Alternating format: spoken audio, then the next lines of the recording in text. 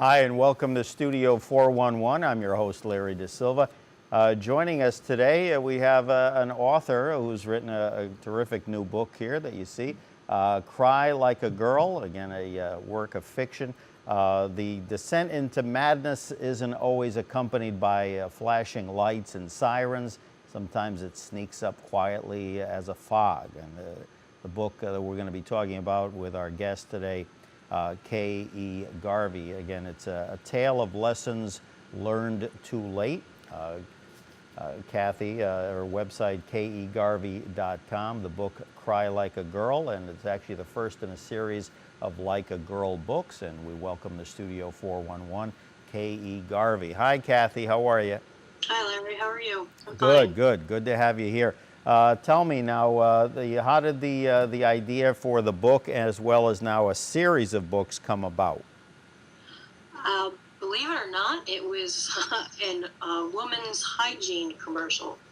I think Always is doing a Like a Girl promotion right now, and that's where I got it from. There you go, short and sweet. And now, why 3 books? I mean, it's not, at least from what I've gathered from the first book, it's not a continuation, correct, of the Yep. characters. So, is it just kind of like the titles, like a something? Yeah, verbs. Cry like a girl, run like a girl, fight like a girl. Okay, there you go. By the way, Kathy, again, is also the award-winning author of Lily White Lies, The Red Strokes, and Missouri in a Suitcase. The latter written under a pen name Nova Scott. Tell me about that. How did that come about? It was my first book, and I didn't know if I was going to be any good at it, and I didn't want it tied to my name in case it was really lousy. Okay, and as we're going to find out, she's had several nom de plumes, and so we'll talk a little bit about that. But again, she's now, for all her fans out there, of which there are many, again, it's K.E. Garvey, and we call her Kathy for short. So there you go. We're very privileged. Let's talk a little bit about the book. Book set around, if I understood correctly, a place I visited, Jim Thorpe, Pennsylvania. Now, you're based out of San Antonio. How would you know about Jim Thorpe, PA? Well, I'm from Pennsylvania. Uh-huh. Not Jim Thorpe. I'm from the northeastern part, but I've spent a little bit of time there. There you go. Now, again, the main character here, Henry, kind of a competitive businessman, up for a promotion. Initially seems like a regular kind of guy, and you know, obviously is not the nicest guy as we think he is. No. He's a man's man. He seems like an everyday Joe, kind of into himself and other things. Now, there was a quote in here. I think it was one of the first, might have been the very first page, if I recall. Quote, "Nothing bothers a man's ego more than having someone hang on every word." And I thought, this is a fiction book. I'll have to ask her, is that a fictional statement, or is that based on truth? I've known a man or two who that would apply to. I wonder who. Not me, anyway. Well, okay. Oh my goodness. Now, the wife, Susan, now McFarlane is their family name, correct? Or at least Henry and Susan. 7 years married, trying to get pregnant, works in a kind of a small town library that barely seems to be hanging on. Right. You know, the book, as I came to, read more and more of it, and even read some of the reviews and some of the very positive comments, it really, as I got further along, without giving away too much, very much Hitchcock-like to me. So I hope you take that as a compliment. I do. It was, a real thriller, and because at first, I didn't know. As I told you off air, I'm more of a nonfiction reader, and again, just got into it, and then I was like, whoa, where is this going? And I just thought, this young lady better get those movie rights lined up soon, because I think this would make a good, a feature film, or certainly a good movie of the week. Have you given that any thought? Well, no, I haven't, but I've heard it from other people that have told me that they would absolutely love to see it as a movie. Oh, so, absolutely. You never know. Now, I've asked guests sometimes, whether it's musicians or in this case authors, Who would play the parts in your mind? If you had to cast Cry Like a Girl right now, who plays Henry? Oh, wow. I think You know what? I really haven't given that any thought. I'd probably pick somebody who I really like as an actor, but yeah.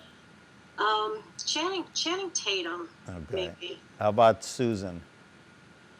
I like Rachel McAdams. I can see her in anything. Yes. Actually, the new book I'm writing, she's in it. Oh, okay. There you go. I And think she her in it. and then you've got these other characters again that kind of come in and out that certainly piqued my curiosity. I think it's okay to give away. Henry, of course, is bucking for a promotion. There's been some upheaval at the business that he works at, and then unfortunately is how do I put it delicately, is seeing someone else on the side. Right. Well, mistress works. Yeah. Oh, okay. Depends on who you're asking. I don't know. in Susan's case, I'm not so sure she knows what's going on.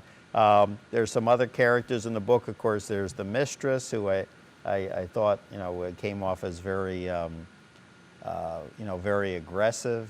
Certainly in the way that she went about things.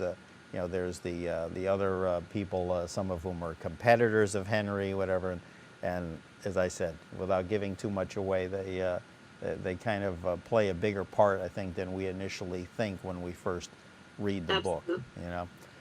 K.E. Garvey here with us today on Studio 411. The book Cry Like a Girl. Okay, or what did I say one time when I was talking to you, or I wrote something? Cry like a what? What was it?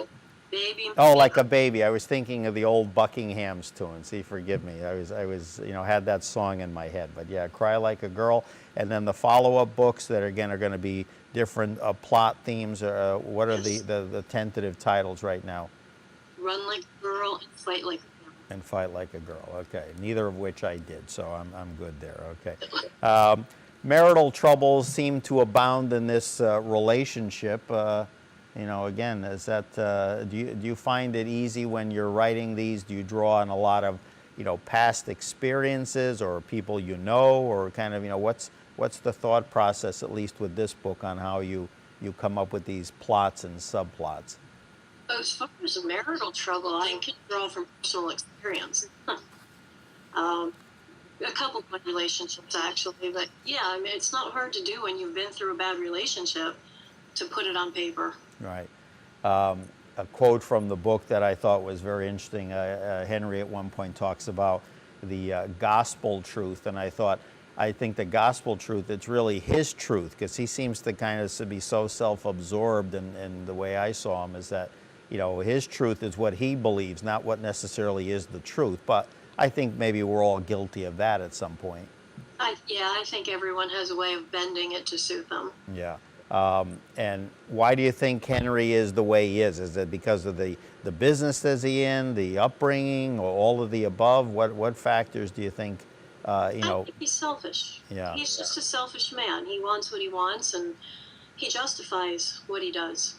There you go. His long hours, and he justifies it as doing for the family, but he's really not. He's doing for himself. And when you say family, of course, he's been married close to 7 years, and obviously there's a desire in the book, the characters, to have a child, and then that's never come to fruition. And I'm not so sure if it ever really was his intent, to be honest with you.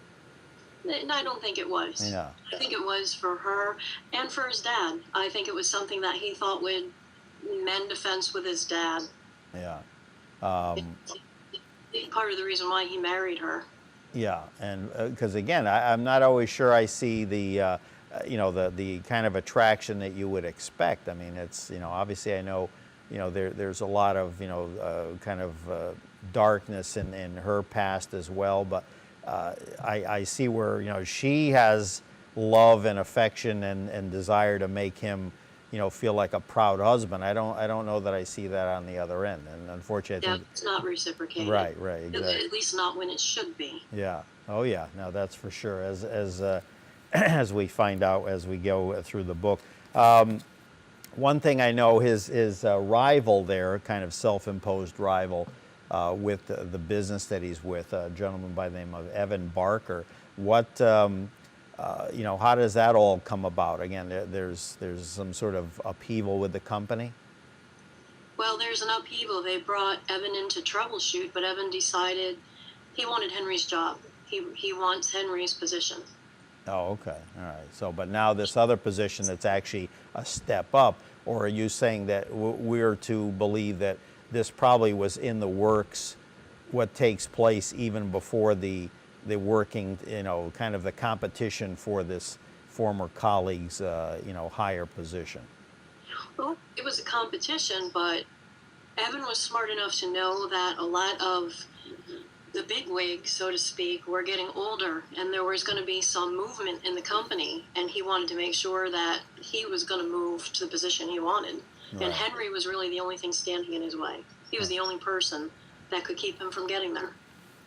And then we have the wife, and I'll leave it at that, Camille. Camille, tell us a little bit about the Camille, who I guess is more than just an office worker.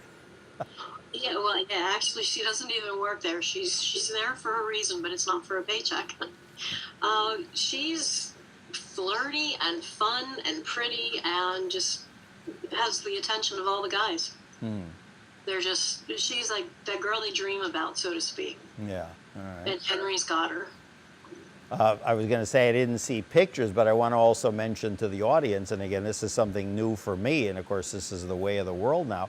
This was the first time preparing for a program of Studio 411, where normally, you know, we get, okay, you know, send me the book, or the publisher sends the book, and you know, I kind of get comfy and relax, you know, put your feet up, or, you know, curl up in a ball, whatever. Next thing you know, oh, it's an ebook, folks.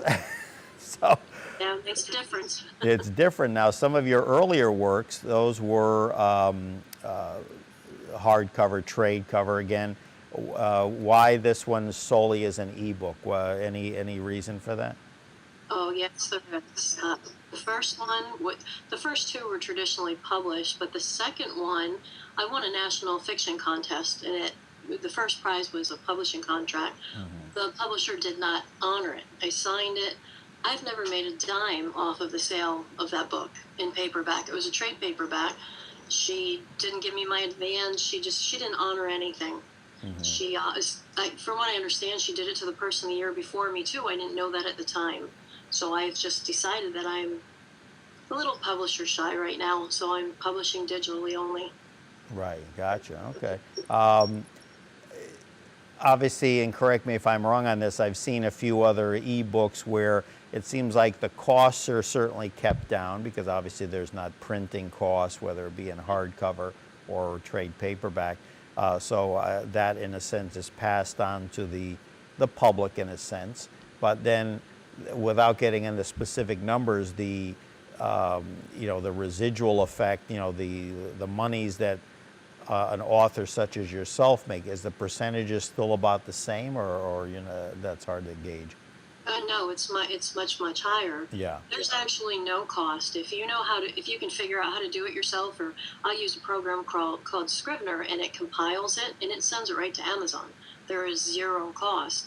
I get 70% for every book I sell, and I do pass that on to the reader, because if you buy, say, a James Patterson ebook, you'll pay $9.99, $11.99. I keep mine under $5. Right. Which, there's pros and cons to that. Some people think, oh, under $5 it can't be any good, and that's not the case. It's why would I gouge them when on a $5? Well, this is, I think, $3.99, a $4 book. I'm making $2.80. Through a publisher, I would be lucky to make $1. Wow. So obviously, yeah, my next question was going to be, I understand the hesitancy about, you know, having been burned, to coin a phrase, as far as prior experience, but is that something where you think, if you gun to your head, that you would ever go back to a publisher, what would your answer be right now? You think you'd stick with what you're doing now? I would go to the right publisher. Right. I would ask more questions. I would research them. Yeah. I won a contest. I wasn't expecting it. It was just exciting at the time, you know, and I thought everything would work the way it was supposed to. I didn't research her. I should have. You know, I would go with the right one if they came along. Yeah. K.E. Garvey, our guest today on Studio 411, the book Cry Like a Girl. Now, the book cover, I know you had told me off air, you were really happy with the cover. Give me kind of, it looks kind of murky, kind of, mysterious, foggy. Again, what am I supposed to read into it, or what did you read into it when you saw that cover? What said, this is what I want to go with? One of the words you used, mysterious. Okay. Murky, yeah, I wanted it, I wanted it to be very simple. I didn't want it to be busy, or I kind of was looking for ominous. And I think it fit that. Yeah. Now the other two, again, you and I were talking a couple of weeks back about your method of writing. Now it seems like you get an idea, I'm going to go with it. Then you've told me at times you've even stopped one idea and go to another. Again, I don't know because everybody's different, but kind of talk us through that process when you came to write this book. Was it a straight from chapter 1 to chapter 30 something, or? Once I started Fight Like a Girl first, and I'm halfway through that. Right. And then Cry Like a Girl. The idea started to develop in my head, so I went to that book and I wrote that one straight through. Okay, wow. And now I'm actually writing Run Like a Girl and Fight Like a Girl's on a back burner. Oh. Yeah, the first book will be the last book. The first book will be the last book. Okay. Right. And again, so it's kind of like a songwriter. They get an idea, and all of a sudden it's matchbook covers, napkins, whatever. I mean, in your case, you probably pull out the phone and start, or again, there's any number of ways. I use them all. Use them all. Okay. Yeah. I was just reading something about Woody Allen, that what he does as a director. He'll be somewhere, and again, as you well know, certainly in Woody's case, being an older person, you may not necessarily pick up the electronic gadget.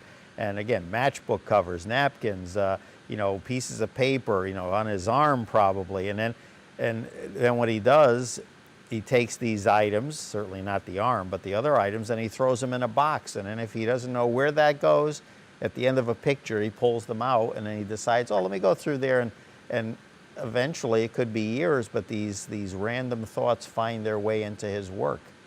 Yep. A lot of, I knew a man who actually, he was a janitor, and he used to write them on blue paper towels, in like industrial type paper towels. He'd have an idea and he'd write it down and stick it in his pocket, and then he'd come home and he'd have all these balled up. His wife said it drove her crazy. She'd do the wash and find blue balled up paper towels in his clothes. He had them everywhere. There went that idea. Yeah.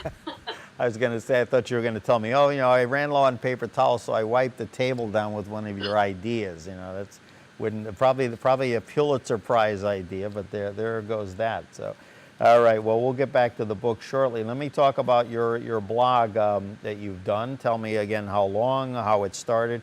It's called Ink Drop Interviews, and tell me the premise of that whole project that you've embarked on. It was my way of paying it forward. That's basically all it was. I think I started in 2011, and at the time it was just interviews and it was only indie authors. I put out a call on Twitter, especially if somebody had a new book coming out, and because it's so hard to get your name out there. So it was my way of paying it forward, and it's grown considerably. It reaches, probably 20 or 30,000 people now. It's got to be at least that. And then I branched out and started doing reviews, both of known authors and indie authors. You had one in there that I'm hoping at some point to have on, one of your, I'm not sure, I think it was interviews, reviews, etc. A woman that has written a book. She's here on the East Coast as well.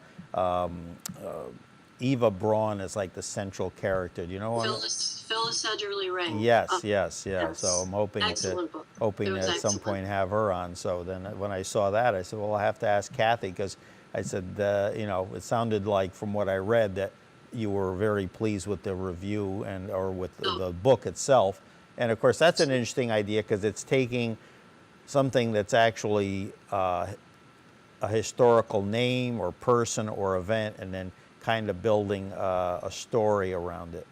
Right. It was a very, very good book. Yeah. So there you go. So I'll make sure to give you credit when and if we make contact with her. Again, now tell me, how do you decide on who you're going to have on these ink drop interviews that you do? And again, this is online. It's not, you're not doing an audio or a video presentation with this. No, I send them 40 questions and tell them to pick 8 or 10 of their choosing, and then add a couple of their own, something a little more personal. I don't choose. I don't refuse anyone an interview. If they write to me and they want one, I will do it. I get a lot who don't send it back. I send them the questions and they never send it back. I think they want to do it. They get too busy, whatever. But I think I've done about 180 of them, and I don't turn anyone down. You mean I could streamline this whole process and just I'll just send the questions. There you go. I don't even have to, no more pre-interviews, no more Skype checks, no more visual audio checks. You could do it that way, but then instead of moving video, you would just have, like my smiling face without any movement. Yeah, I think we do. Our producer Ken, I think he has a few smiling faces. We'll just do that, Ken, right? Oh my goodness, yes. Okay, I love it. See, I'm learning something new. We'll advance the show. No more graphics. No more. No, it'll just be nothing but photos. No, yours works good the way you're I'll just have a stick figure of me with a beard. How's that? They won't be. I won't even have to dress up anymore. There you go. You've saved me a tremendous amount of time, Kathy. There you go. No, I like the way yours works. There you go. I've actually been going through your past videos. It's a terrific cure for insomnia. If you last 10 minutes, then you know what? I've done my job. You did. I just watched Eric Armstrong, and I watched the whole thing. Wow. All right. Yeah. Somebody was just talking about it before we went on air that I think somebody in the building here worked on it, and they actually thought it was pretty good. Erica's, and I even told you to read her book, because fellow authors kind of like, communicate with each other, read each other's books. I mean, do you find that to be the case? Yeah, I think so. And I like true stories anyway. Yeah. Yes. Influences growing up. Let's start with when you were a kid, as far as authors. We'll start with that. That made you perhaps think, I remember, that made me kind of think I'd like to be a writer someday. Well, back then I never thought that. I mean, I liked Harper Lee, I liked Truman Capote. There were authors I liked, but I never thought about writing. I didn't consider writing until a horseback riding accident, and I was laid up for a while. I was doing a lot of reading out of boredom, and I read a book by an author I loved at one time, and it was horrible, and I thought, God, I could write better than this, and that's when I started writing. Oh, so it wasn't an epic novel. It was a bad novel. Okay. It was a bad novel. Yeah, it was bad, and I honestly believed, I conceded, I guess. I thought I could do better than this, and so I started writing. So injuries and illnesses. I think you're like the second person, a guest that's been on a couple of times with us, editorial cartoonist, Pulitzer Prize nominated cartoonist and writer, Bob Englehart. He actually took up drawing, of which he's fantastic at it, when he had an illness many years ago as a child, and he was laid up in bed for a considerable amount of time, and someone brought him a sketchbook or something, and then he found that he had a lot of time on his hands, obviously. He was good at it. Yeah, and he found that he had a knack for it. So illness, horseback riding, and everything else. So yeah. And so then now, what about now more recent influences or people that you say, wow, I'm really drawn to what they do to make me a better writer? I like Southern fiction, and I like some of the newer writers. Jonathan Odell, fabulous writer. The Healing, and Rosa Parks, or Miss Hazel and the Rosa Parks League. Mm-hmm. Terrific books. They're the only 2 books he has out, but they read like he's a veteran. Wiley Cash is another one. I forget the name of his book. Road to Mercy, and I forget the other one. Oh, he's great, though. Absolutely great. I wish they'd write more books. But I seem to like Southern fiction. Now, you brought up Harper Lee again. For those, even I think it was required reading back when I was in school, was To Kill a Mockingbird. But until her passing not very long ago, what did you think of her last book, or the book that was on the shelf for those years? I'm blanking on the title. Ghost of a Watchman. Yeah. Yeah. Believe it or not, I didn't read it. I didn't hear the best reviews about it, and I didn't want it to taint my memory of To Kill a Mockingbird. Right. So I haven't read it. Okay. And What do you think of, again, did you see the movie To Kill a Mockingbird? I Yes. bring that up only in the context of what Hollywood, Bollywood, French, English filmmakers do. Sometimes they enhance a book, sometimes they destroy a book. What did you think of that? I like the book better. Yeah. I usually do. Yeah. Yeah. Any exceptions that you can think of where you said, oh, the movie was better than the... Fried Green Tomatoes, Fannie Flagg's book. Right. I love the book, don't get me wrong, but the movie, like Buddy to me was the catalyst. His being killed in the movie is what put Idgie and Ruth together. In the book, he's not killed. He hangs out with a river prostitute and a three-legged dog. Yeah. I like the writing. I didn't care for the story as much in the book. Hollywood has a thing, and I just read something comparable with that. They don't like to kind of have these semi-sad endings. I was just reading about the mid-'60s Paul Newman movie called HUD, where he played kind of a James Dean-like character, a guy that had a lot of issues with his father, who was played by Melvin Douglas and Patricia Neal. Both of those two actors and actresses won Academy Awards. And it was interesting how the book, which I didn't read, but I got enough to understand what they were trying to do, had a thing where there was a main character that at the end was killed, and in Hollywood, oh, no, we got to rewrite it. So that seems to be something that happens more often than not. So. Yeah, I think The Horse Whisperer might have been like that. Robert Redford starred in the movie. Right. And he didn't die, but I believe in the book he died. He let a horse trample him or something. And then in the movie he just watched her drive off. It didn't go the same way the book did. Now, a movie that I loved, and I have not seen it in years despite the fact that I own, I think, the copy of it, is The Outsiders. That's the author of that book. That's someone, am I correct, that S.E. Hinton, is that somebody that you like? No, No? I'm not familiar with him. I've heard of the book. I have not read it. Oh, okay, I'm thinking of somebody else. Well, anyway, someone I know you do like, and I was happy to see, because I remember her more as a comedian and game show person, Miss Fannie Flagg, who I would love to interview her. And I love her. I used to tell everybody she's my favorite author. I don't know if she's my very favorite, but she's up there. I love her. I really do. Like I said, I like the book Fried Green Tomatoes. I just like the storyline in the movie better. She's had a few good books out, actually. Right, and I kind of lost track of her, but I know, for a good 20, 25 years, she's been, writing novels. Yeah. And of course, Fried Green Tomatoes was a big hit, but I don't know that they ever turned another one of her books into a movie. Not that I'm aware No. of. Yeah. Not that I'm aware of, and I've read everything she's come out with, and they've been good. But no, I don't believe any of the other ones were a movie. Yeah, no, I made when I saw that on your bio, I thought to myself, I said, I got to try to get a hold of her, because she was a very funny lady, and her books, I liked in that movie was Mary Stuart Masterson. I thought did a good job in that, and so it's a good movie, Well, I think she started me on the whole Southern fiction thing. Oh, really? There you go. So that's a big influence then, yeah. Yeah, her, Harper Lee. Yeah, I think there was a few of them. I just love their books so much. And now there's some really great Southern writers, coming out.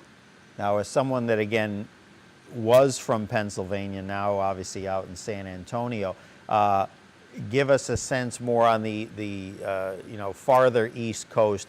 Pennsylvania, some people think it's already the beginning of the South. I mean, I know theoretically it's not, but some of the folks tend to have a different way about them than here in New York, New Jersey, Connecticut area, correct? Or am I imagining it? No, I think you're right. There's a difference between northern Pennsylvania and southern Pennsylvania. Yeah. I grew up in northern Pennsylvania, but spent most of my adult life in southern Pennsylvania, and there is a difference. With southern Pennsylvania, you have the Amish and the Mennonite, and it bleeds over with the food and the talk, and it bleeds over, and you don't have that in northern Pennsylvania. But even the dress, I went to a venue that we and I talked off air over in Jim Thorpe. Wonderful place. We've been there several times, and all of a sudden, I feel like I'm, like down in the deep South. Everybody's dressed up in the cowboy boots and the jeans and the hats and everything, and it's like, it's a terrific look. The ladies are kind of in the almost like Loretta Lynn type dresses of yesteryear, and I'm like, wow. Yeah. I said, I'm really in a time travel here. Well, that's kind of a touristy thing in Jim Thorpe. It's not really the case further south, Yeah. you'll see like the girls in the cowboy boots and shorts, but as far as the dresses, you don't see a lot of that. No, no. Well, again, that caught my my attention that time. K.E. Garvey joining us here for the hour on Studio 411. The book Cry Like a Girl. For more information, kegarvey.com. All right. Well, we've covered again now the influences, and we've talked about what you're working on. What's the best thing about being a writer? Again, if you know, is it I guess better than I don't know what? I mean, because you're even in the publishing industry yourself, correct?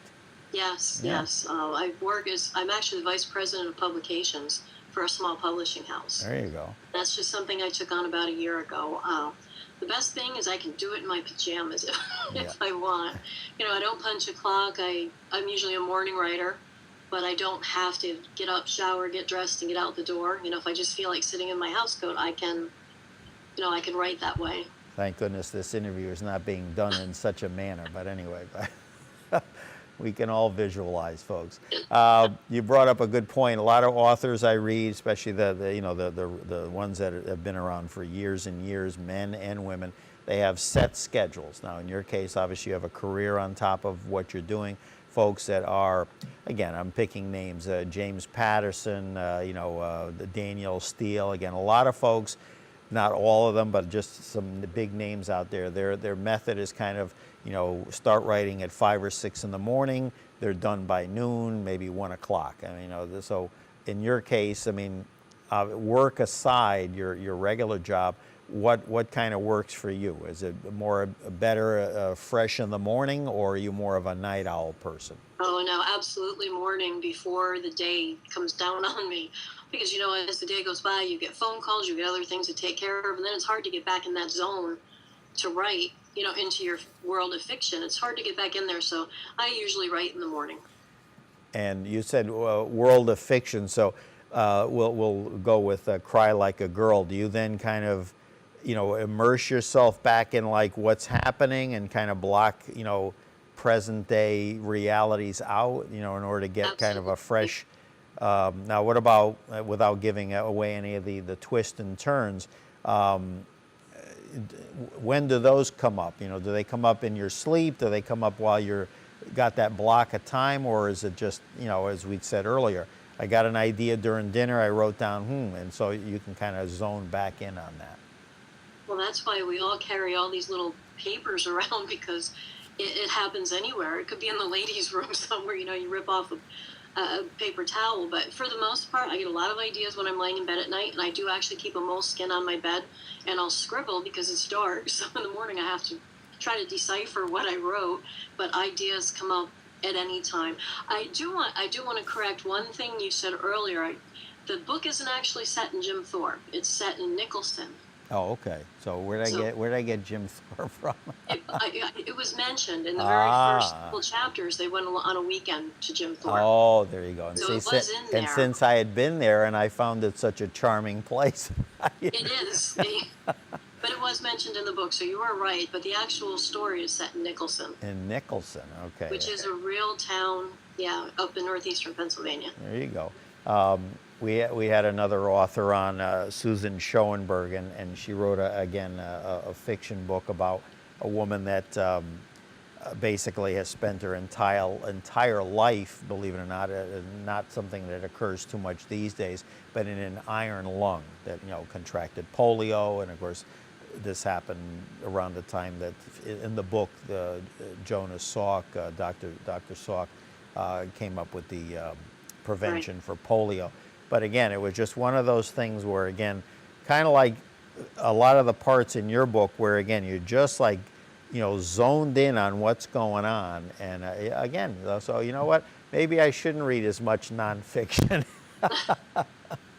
There you go. There you go. Now, the other books, Lily White Lies, The Red Strokes, Missouri in a Suitcase, give me an idea of, were they like more lighthearted books? I know you said one of them was like an award-winning book that got you even further along, but is there a certain kind of style or pattern that you follow? Like, for instance, James Patterson, again, I go back to him. lot of mysteries, or the gentleman that did the oh, what was I'm blanking on, Spencer for Hire, the gentleman that used to write those books. Again, everything kind of stays within that genre. Mickey Spillane, everything was about cops and criminals. I mean, do you find yourself with your own niche that you focus on, or do you kind of change your focus there?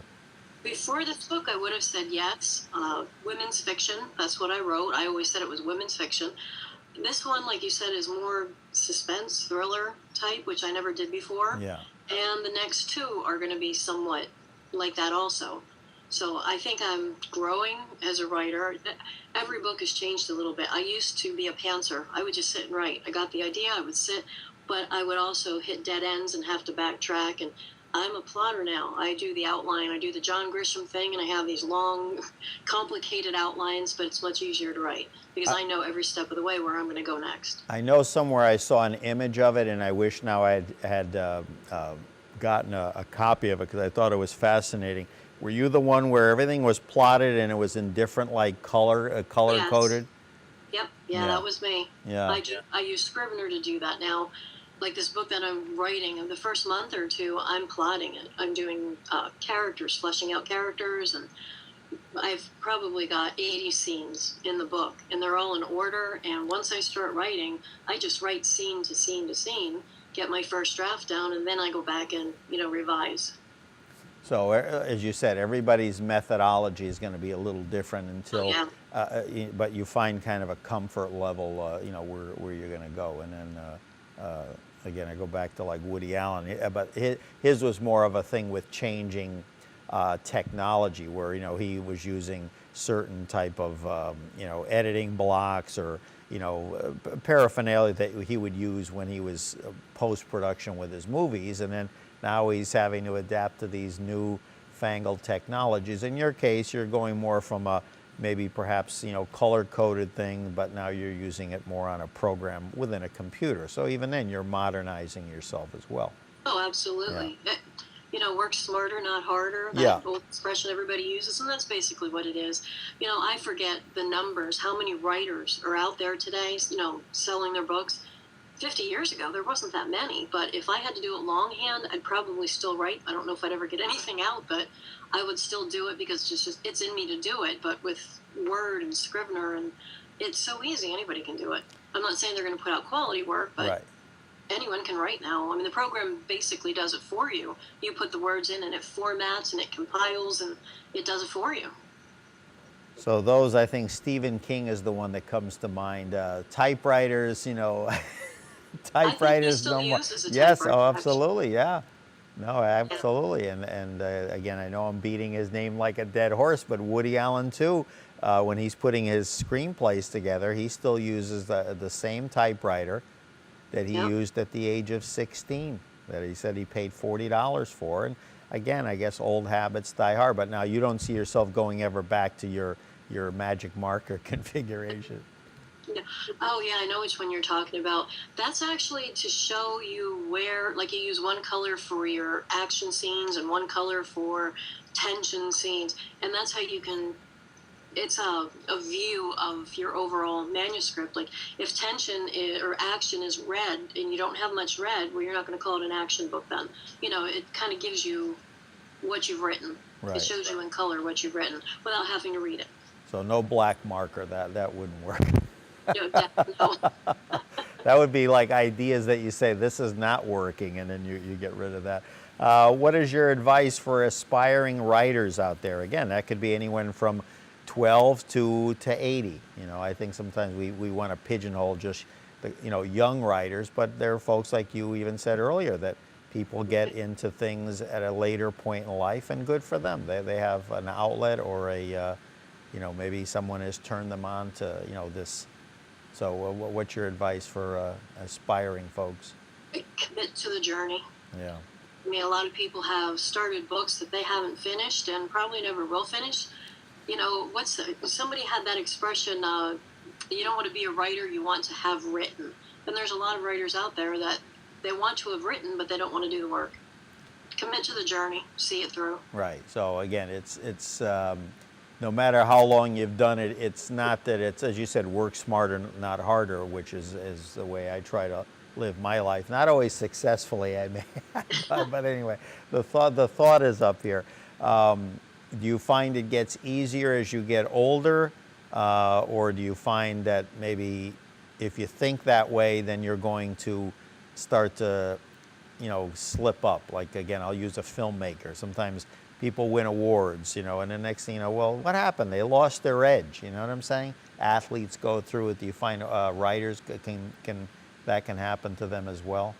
Oh, yeah, I think it can. But then again, a lot of people have it has the opposite effect. It's like, oh, I won an award, I can do this again, and it kind of gears them up. Everybody likes praise, and so I think it can go either way. Some people write one book and that's it, they're done. It's like, okay, I did it. Like, they're not really writers. They wanted to write, they did, and now that they've accomplished it, they move on to something else. It all depends on the person. Well, we brought up earlier, and again, neither one of us knew her, but Harper Lee, who wrote this, tremendous book, and I'm trying to think, was the other lady too the one that wrote Gone with the Wind? She might have been another one where they wrote these tremendous books, and then afterwards, James Baldwin, I think, was another one that went years without writing another book, and it was just like, I don't know. And then I would love to know why Harper Lee didn't write. That book was fabulous. I would love to know. If she had it in her to do one, I would think she had it in her to do another, even if it took her a while to do it. But I would love to know why she didn't. Yeah. I think we'd all like to know that. Absolutely. Author K.E. Garvey joining us here for the remaining moments on Studio 411. The book, Cry Like a Girl. Yes, indeed. It's not the old Buckingham song, folks. I love it to death, but I'm going to sing to this one now as well. Cry Like a Girl. And the first of three. Now, remind me again, I know the order of their being written is scrambled, but now the second one that's going to be coming out will be, what will be that one? Fight Like a Girl? No, that'll be last. That was first. It'll be last. That was first, yeah. Run Like a Girl. My head is spinning here. Here we go. Oh, my goodness. Let's see now. So now we know what you're currently working on. Beyond that, beyond the kind of trilogy wouldn't be a right word. It is in the term of the titles being similar, but what would you call that? They're standalone. It's a standalone series. Right. Each book stands alone. They're all going to have different settings, none of the same people. Exactly, yeah. Any thoughts on doing any nonfiction? I have never, actually. I hired a ghostwriter to write a true story for me. I have another book that hasn't come out, and it is based on actual events. Mm-hmm. And for reasons I really can't get into, I am unable to publish it right now. Okay. In some time in the future, I will, but at this point, I can't. It's titled The Salesman, and it is.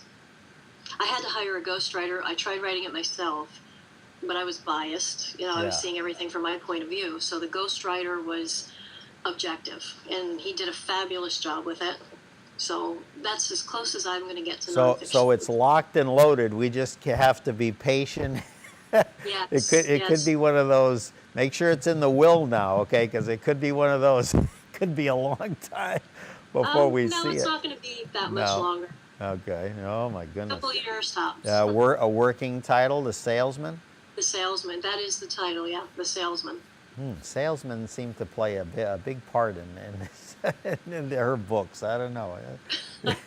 Well, maybe that's where this Henry comes from. I don't know. Maybe. Yeah, no, that's what I'm saying. And knowing you a little as I have these last several months, all of a sudden I'm like, oh, I'm sensing, a vibe here.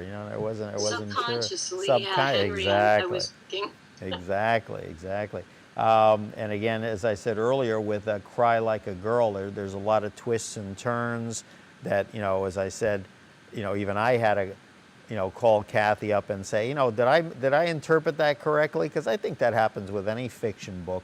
That's why with nonfiction, it's right there. I just have to research whether they've got their facts straight. With a fiction book, you can do whatever you want, but whether the meaning or the subtlety, sometimes people interpret things different anyway. I mean, if you had someone talk to you about it and then say, oh, no, you're wrong. My aunt reads my books. Well, she used to read chapter by chapter as I was doing them. I was sending them to her, and she was reading them. But sometimes there'd be a couple weeks in between chapters. If it was slow, I'd send it to her, and she would call me up, like, "Why did you have them do that?" And I would have to tell her, "No, like, go back to the first chapter, and it's in there." Yeah, everybody reads them differently. So again, do you find that kind of not guidance, but criticism from closer family members, or do you find that sometimes you take more solace in reading what the fans have to say about your work, or do you not read that at all? I don't so much anymore. I used to. I used to go on the page every couple days, see if anybody left a review. I don't. Put a lot of stock in Amazon reviews. Mine are good. I mean, they are. They're pretty much all 4s and 5 stars. I have a couple that are 1s and 2s on a book that was a few years old. I know who left them, Yeah. and I know why they were left. And if you read the book and you read the other reviews, they don't even line up. Right. I don't put a lot of stock into them. I really don't. I have beta readers, and I put more stock into what they have to say because they're going to be honest with me. You know, they know I'm not going to get mad. I want to know if there's something wrong or the story's not lining up. I want to hear about it, so they're going to be honest with me. So Now, I put more value on their words. The current series, we'll call it, what would be the age group that you would think that you would be appealing to, or do you find that that's hard to predict? Well, it's not hard to predict. Adults. I won't really give an age group because somebody in their 20s might like to read new adult and young adult, but I think they would like this too. Right. And this is something that would appeal to 50, 60-year-olds because my characters aren't young. You know, they're usually always 30s, 40s. You know, they're not teens, they're not in their 20s, so they've got some experience behind them. There you go. I'm trying to think now where I just drew a blank. So yeah, let's see now. Recent books again. Now, have you done any podcasts, any other kind of interviews? Do you find that that's good to get out there and you know, kind of promote the book more, or have you find that's changed with the last 10 or 20 years with modern technology? Well, with modern technology, it's easier to do interviews. It's easier to, get your face out there than it was. But I've done a lot of interviews like the type that I conduct, but they're only good for a few weeks. You know, everything, that's the thing about the internet. Everything changes so fast. The internet's like a big Twitter feed. You know, what's hot right now and what's trending will be buried in the slush pile tomorrow, you know. Right. So it's easier to get out there, but you don't last as long. Well, you mentioned too about, you know, how things were, you know, again, going back decades, again, the publishing business. In your opinion, do you think in terms of publishing houses that shrunk, or, because I think there are more now than ever, and I find, as you and I have talked off air, that sometimes the smaller publishing houses, not only from dealing with them, such as myself, but also as an up-and-coming author, they're sometimes more receptive than trying to deal with the big publishing houses. I actually think as an author, you're lucky if you can find a good small publishing house. Yeah. I think you get more one-on-one, you know, a big house, they don't do what they used to for you. You're still responsible to market, and unless you're huge like James Patterson, you kind of get lost in the cracks, where I think a small publishing house, I don't want to use the word caters, but they kind of hold your hand, and because they don't have a lot on their plate. We'll touch in our remaining moments with K.E. Garvey. We'll talk to Kathy a little bit about, and again, she was certainly receptive about talking to this. We talked about the ink drop interviews, the book, and whatever, but now some of the earlier books, again, you talked about the publishing hassles that you had. Again, the books initially came out under Kathy Reinhardt. So, Right. And then you said, you know, you'd be willing to share a little bit about that. Then all of a sudden, within the last less than a year, all of a sudden you had to make some decisions. Not only from a marketing standpoint, from a name standpoint. Spend a few moments talking about what happened in your own words. I met a man, was involved with a man for about 7.5 years. His last name was Reinhardt. And when I won the award, I had to decide what name I wanted to publish under because I no longer wanted to use Nova Scott, you know, that first book. And he told me that he would be honored and flattered if I would use his name. He said, "We'll be married before the book comes out. It'll be your real name." So I did. And then I published The Red Strokes under the same name. Last year, I ended that relationship, and since then, he's tried to hijack my domain name, thecathyreinhardt.com, and sent it to porn. He's done a lot of rotten things, so I made the decision to go back to my maiden name. So this way, no relationship is ever going to have bearing on what name I use, and that's Right. where I legally changed my name back to Kathy Garvey, Right. which was the name I grew up with. But it was to remove myself from anything having to do with him. I didn't want to use my previous married name. You know, I'm divorced now, so I figured my maiden name was probably best. Right. So between the publishing snafus back a few years, and then we'll call them the salesmen. all of a sudden, it's been amazing that you actually were able to focus and get these books and the ideas running, because I was going to ask you about writer's block. I would almost think that would cause writer's block, all this tension and turmoil that you've had to deal with. It doesn't cause writer's block. You know, when things get really bad, you might take a pause, because you can't concentrate. But if anything, it gives me more to write about. I was going to say, yeah, I've given her some ideas, I think, as well. So we'll keep hoping for the best. And Kathy, I want to thank you for joining us, and it's been a pleasure, and we look forward to seeing you back with us again. All right, so thank you very much, Larry. Absolutely. It's been fun. Hang in there, and we want to thank you folks for joining us here on this edition of Studio 411. Our guest today, author K.E. Garvey, and again, the website for more information, www.kegarvey.com. The book, Cry Like a Girl, and again, I think it's been great having Kathy with us, and we certainly look forward to having her back on in the not too distant future. And we hope you will meet up again with us very soon on the next episode of Studio 411. Larry Dasilva, thanking you so much for spending some time with us today, and we will see you again real soon. Take care.